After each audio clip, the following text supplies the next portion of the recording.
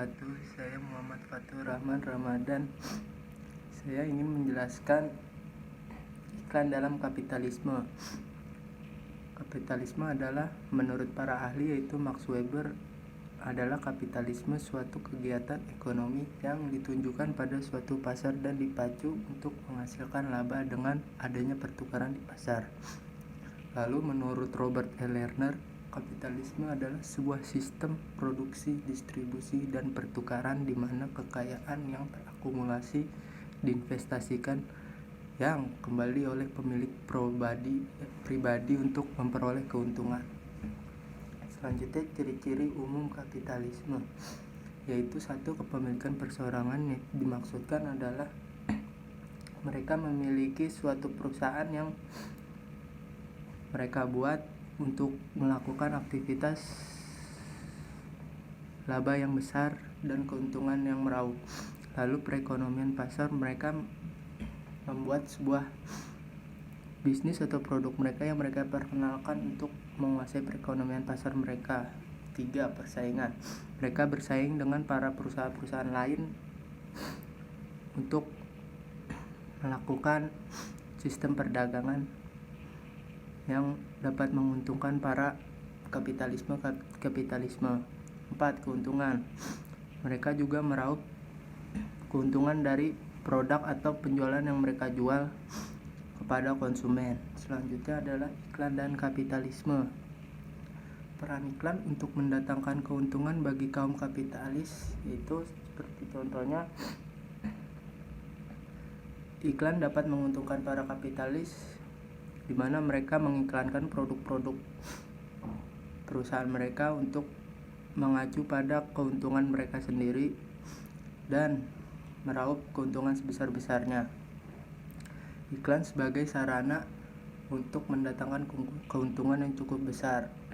Iklan diyakini sebagai suatu bentuk perkembangan yaitu dalam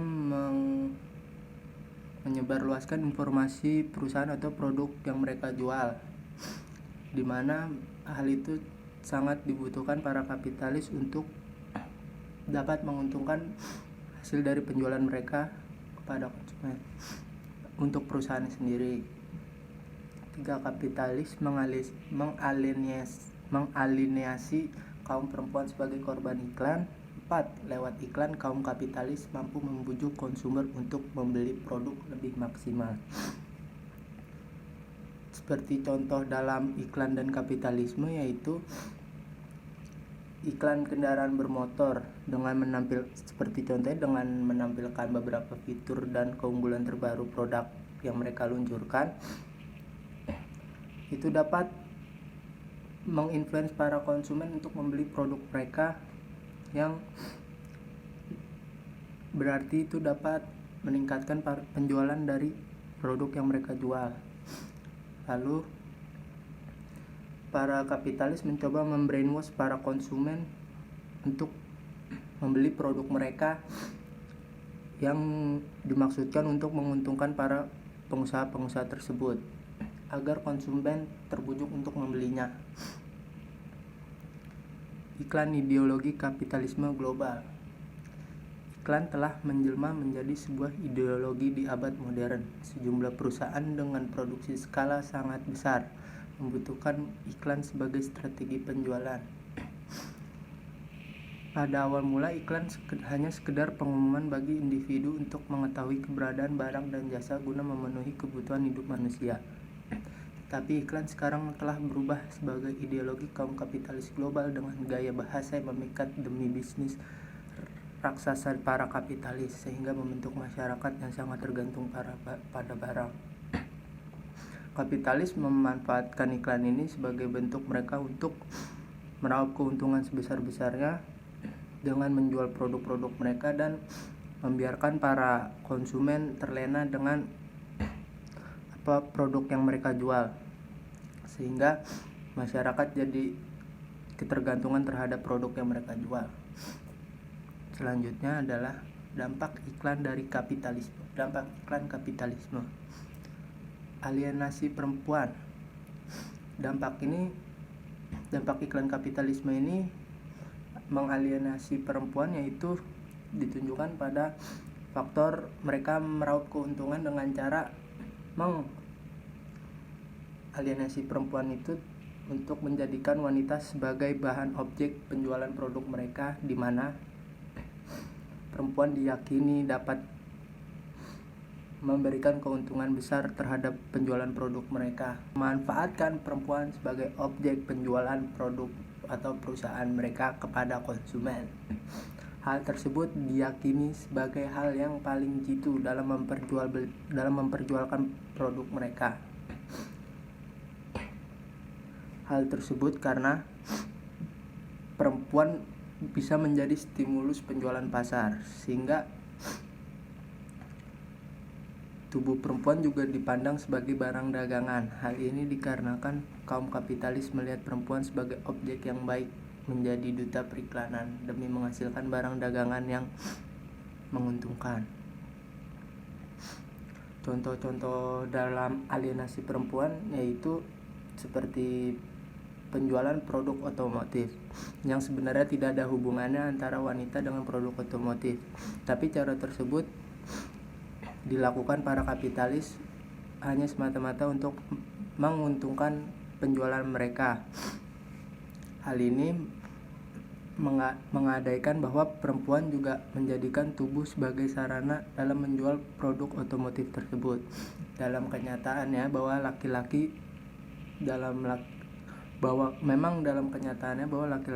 senang melihat perempuan yang seksi dan cantik. Maka dari itu para kapitalis memanfaatkan para perempuan untuk menjadi iklan produk mereka. Selanjutnya adalah remaja.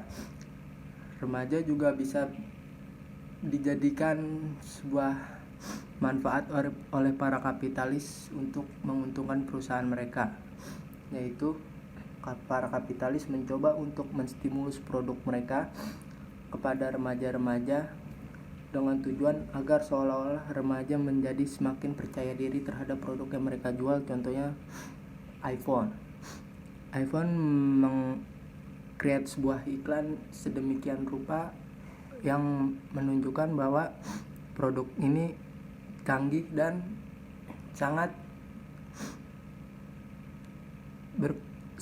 modern untuk bagi para remaja-remaja kaum milenial.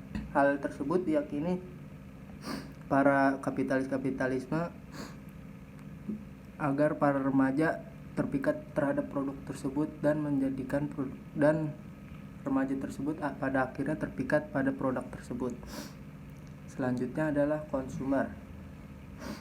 Melalui iklan mereka, para kapitalis mencoba untuk membujuk para konsumen untuk memberikan berbagai kemudahan dalam memenuhi kebutuhan mereka. Contohnya adalah seperti iklan-iklan Tokopedia, Blibli, dan lain-lain. Mereka mengiklankan produk atau perusahaan mereka sedemikian rupa dengan tujuan agar para konsumen percaya dan menggunakan aplikasi tersebut untuk memudahkan kebutuhan mereka sehari-hari. Selanjutnya adalah secara pengertian etika ialah ilmu tentang apa yang baik dan yang buruk, dan tentang hak dan kewajiban moral menurut KBBI. Ciri-ciri iklan yang baik adalah etis, berkaitan dengan kepantasan, yaitu mereka mengiklankan produk yang pantas dan sesuai dengan apa yang ada dalam peraturan-peraturan periklanan. Estetis, berkaitan dengan kelayakan, target market, target audience, dan kapan harus ditayangkan. Seperti contohnya iklan rokok. Target yang mereka jual adalah untuk para umur 18 tahun ke atas atau 21 tahun ke atas, dan iklan yang mereka harus iklankan tentu saja pada jam-jam tertentu, sekitar jam 10 malam ke atas. Selanjutnya adalah artistik, bernilai seni sehingga mengundang daya tarik khalayak. Iklan tidak boleh hanya asal mengiklankan produk saja, tapi harus mengutamakan bentuk estetika dari iklan tersebut. atau artistik dalam iklan tersebut yang dapat menstimulus para konsumen untuk membeli produk mereka. Etika secara umum yaitu satu, jujur. Jujur dalam artian mereka menjual produk mereka sesuai dengan apa yang mereka buat dan tidak melebih-lebihkannya, tidak memicu konflik sara, tidak mengandung pornografi, tidak bertentangan dengan norma-norma yang berlaku, tidak melanggar etika bisnis yaitu saling bersinggungan antara perusahaan satu dengan yang lainnya, tidak plagiat yaitu mereka melakukannya atas orisinal produk mereka sendiri atau dalam mengiklankan produk mereka sendiri. Prinsip-prinsip etis dalam iklan yaitu iklan tidak boleh menyampaikan informasi yang palsu dengan maksud memperdaya konsumen. Iklan tidak boleh menyampaikan informasi yang palsu, maksudnya adalah iklan harus benar-benar menginformasikan produk dengan sesuai kenyataannya, tidak boleh dilebih-lebihkan karena itu dapat melanggar etika. Iklan wajib menyampaikan semua informasi tentang produk yang diiklankan. Iklan juga wajib menyampaikan semua informasi tentang detail dan segala macam produk yang mereka iklankan. Iklan tidak boleh mengarah pada pemaksaan, yaitu seperti contohnya iklan tidak boleh memaksa untuk para konsumen harus membeli produk tersebut karena mereka tidak punya kewajiban untuk melakukan halnya, karena hal tersebut adalah suatu pelanggaran. Iklan tidak boleh mengarah pada tindakan yang bertentangan dengan moralitas. Sekian informasi yang dapat saya sampaikan. Terima kasih, mohon maaf apabila ada kekurangan.